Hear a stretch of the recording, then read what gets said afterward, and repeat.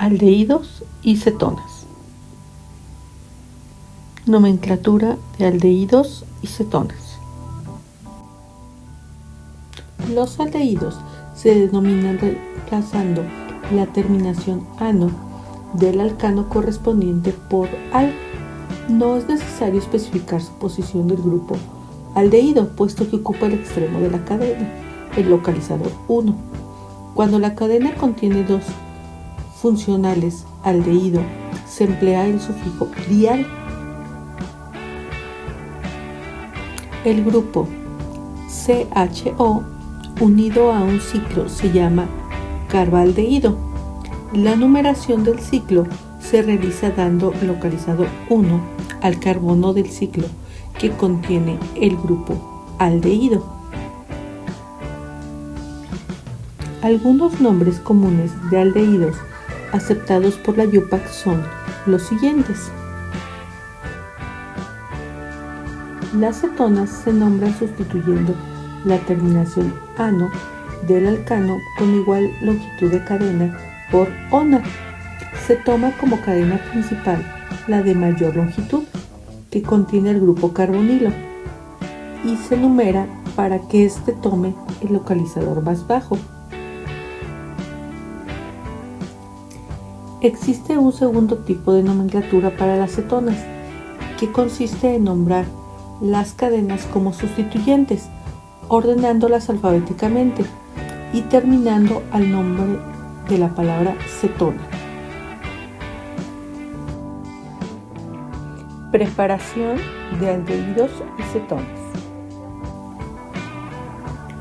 Los aldehídos y cetonas pueden ser preparados por oxidación de alcoholes, ozonólisis de alquenos, hidratación de alquinos y acilación de Friedel-Crafts como métodos de mayor importancia. Ozonólisis de alquenos. Los alquenos rompen con oxígeno formando aldehídos y o cetonas. Si el alqueno tiene hidrógenos vinílicos, da aldehídos. Si tiene dos cadenas carbonadas, forma cetonas. La ozonólisis de alquenos cíclicos produce compuestos dicarbonílicos. Los alquenos terminales rompen formando metanal, que se separa fácilmente de la mezcla por su bajo punto de ebullición. Oxidación de alcoholes. Los alcoholes primarios y secundarios se oxidan para dar aldehídos y cetonas respectivamente. Deben tomarse precauciones en la oxidación de alcoholes primarios, puesto que sobreoxidan a ácidos carboxílicos en presencia de oxidantes que contengan agua.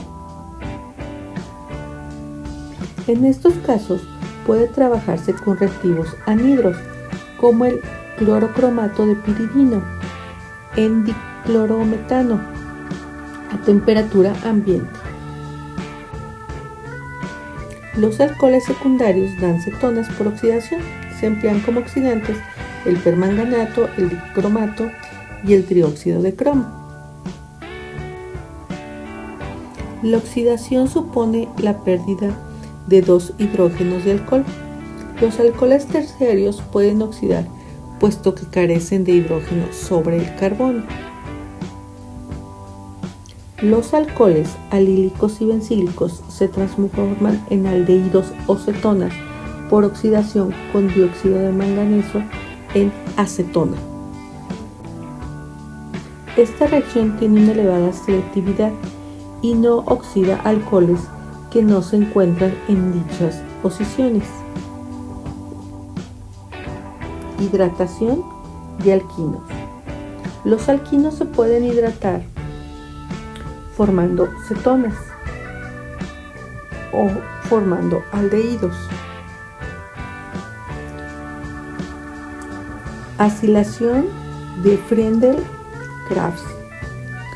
La conducción de grupos acilo en el benceno permite la preparación de cetonas con cadenas aromáticas. Formación de hidratos. Los aldehídos y cetonas reaccionan en medio ácido acuoso para formar hidratos. El mecanismo consta de 3 etapas. La primera y más rápida consiste en la protonación del oxígeno carbonílico. Esta protonación produce un aumento en la capilaridad sobre el carbono y favorece el ataque nucleófilo. En la segunda etapa, el agua ataca al carbonilo. Es la etapa lenta del mecanismo. En la tercera etapa se produce una desprotonización del oxígeno formándose un hidrato final. Etapa 1. Protonación del oxígeno carbonílico. Etapa 2. Ataque nucleófilo del agua al carbonilo protonado. Etapa 3. Deprotonación del hidrato. Formación de hemiacetales. Los hemiacetales se forman por reacción de un equivalente de alcohol con el grupo carbonilo de un aldehído o cetona. Esta reacción se cataliza con ácido y es equivalente a la formación de hidratos. Etapa 1. Protonación del oxígeno carboxílico. Etapa 2. Ataque nucleófilo del metanol al carbonilo protonado. Etapa 3. Desprotonación del hemiacetal.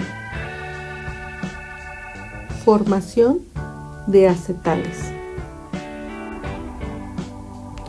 Los aldehídos y cetonas reaccionan con alcoholes bajo condiciones de catálisis ácida, formando en una primera etapa hemiacetales, que posteriormente evolucionan por reacción con un segundo equivalente de alcohol a acetales. Etapa 1. Protonación del grupo hidroxilo. Etapa 2. Pérdida de agua. Etapa 3. Ataque del alcohol al carbocatión. Etapa 4.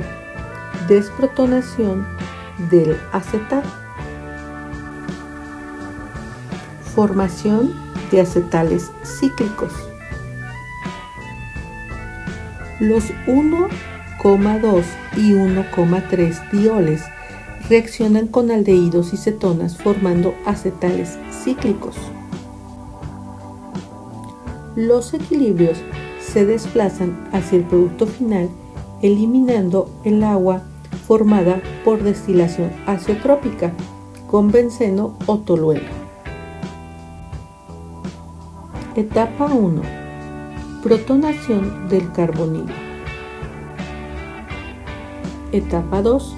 Ataque nucleófilo del diol al carbonilo. Etapa 3. Equilibrio ácido-base entre el éter y el alcohol. Etapa 4. Pérdida de agua. Etapa 5. Ciclación. Etapa 6. Desprotonación del acetal cíclico. Acetales como grupos protectores. Los acetales pueden emplearse por su estabilidad como grupos protectores del carbonilo. El acetal es un éter muy estable en medios básicos, aunque rompe en presencia de medios ácidos. En muchos procesos de síntesis, el grupo carbonilo es incompatible con el reactivo utilizado. En estos casos debe protegerse para evitar que reaccione. La inestabilidad del acetal en medio ácido puede emplearse para desproteger el carbonilo. Veamos algunos ejemplos. Esta transformación requiere una sustitución empleando como nucleófilo en aciduro de sodio. El nucleófilo puede atacar también el grupo carbonilo. Para evitarlo, vamos a protegerlo. En el número 1 existe la protección de la acetona. En el número 2, el ataque del aciduro al carbono de cromo. Y en el número 3, la desprotección del carbonilo. Veamos un segundo ejemplo. En la etapa 1 está la protección de la acetona. En la etapa 2, la formación del manganesiano. En la etapa 3, la apertura del oxaciclopropano. Y en la etapa 4, la desprotección y protonización del alcoxilo. Formación de iminas. La reacción de aldehídos o cetonas con aminas primarias genera iminas. La reacción se favorece en un medio ligeramente ácido, de un pH de 4.5. El control del pH es fundamental, puesto que se requiere protonación del oxígeno del carbonilo para favorecer el ataque nucleófilo. Etapa 1. Protonación del grupo carbonilo que aumenta la polaridad positiva sobre el carbono y favorece el ataque nucleófilo. Etapa 2. Ataque nucleófilo de la amina primaria al carbonilo. Etapa 3. Protonación del grupo hidroxilo para transformarlo en buen grupo saliente. Etapa 4. Pérdida de agua y formación de la imina protonada. Etapa 5. Desprotonación del catión. Formación de oximas. Las oximas se obtienen por reacción de aldehídos o cetonas e hidroxiaminas en un medio débilmente ácido. El mecanismo es análogo al de la formación de iminas. Las oximas de aldehídos y cetonas asimétricos presentan isomería Z y E, dependiendo de la posición del grupo hidroxilo. Formación de hidrazonas. Las hidrazonas se obtienen por reacción de aldehídos o cetonas con hidracina, igual que en el caso de las iminas, y oximas requieren un pH cercano a 4. El etanal se protona formando un ácido conjugado. La importante polaridad del carbono-carbonilo favorece el ataque de la hidracina para formando un intermediario. El compuesto del paso 5 interactúa con un protón entre el nitrógeno y el oxígeno, transformando el grupo hidróxido en agua. El intermediario 6 pierde una molécula de agua transformándolo en el 7, cuya desprotonación da la hidrazona final, la 3. Formación de acinas. La hidracina reacciona con dos moléculas de aldehído para formar acinas. Formación de semicarbazonas. Las semicarbazonas se obtienen por reacción de aldehídos o cetonas con semicarbazida. Ensayo de la 2,4 dinitrofenilhidracina. Se trata de un ensayo analítico específico de aldehídos y cetonas. Los carbonilos reaccionan con 2,4 dinitrofenilhidracina, formando fenilhidrazonas que precipitan de color amarillo.